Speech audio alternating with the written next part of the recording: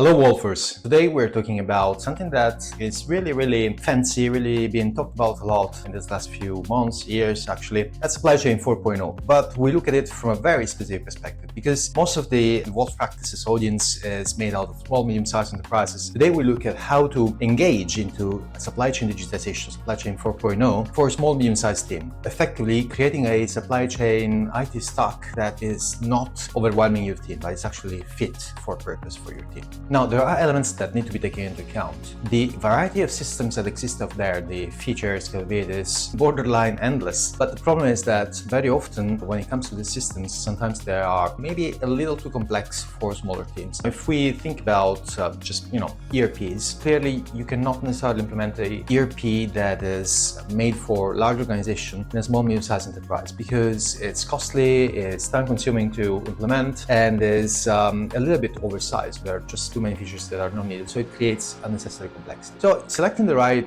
tools, starting from the ERP, is something that is so very important. And the other thing is that nowadays there are many new options that are coming out to market, pushed by the rise of the artificial intelligence and blossoming of artificial intelligence. But there are so many low-code or no-code platforms that are actually very streamlined, very simple to integrate, that might not necessarily be, not always at least, the best option for large organizations which require complex functionalities and various work streams, but it might be way more appropriate for smaller teams. So with that in mind, there are three main pieces of advice that I want to share with you. If you want to choose the right tools, the first thing to do is identifying gaps before buying features. Second thing, very important, match tools to workflows, not to job titles. And number three, prioritize speed of integration over vendor size. Now, these are just basic pieces of advice, but the good news is that we have put together a fantastic guide. It's a fit-for-purpose stack checklist, and it's free for you to download. If you just go in the description of this video down here and you click on the link, you'll be able to access the checklist and download it entirely free of charge. So don't hesitate, and if you enjoyed this video and if you also find this checklist very useful for you, just feel free to like the video, leave a comment, refer us to your friends and colleagues, and of course don't forget to subscribe to the channel. That said, I look forward to talking to you all next week.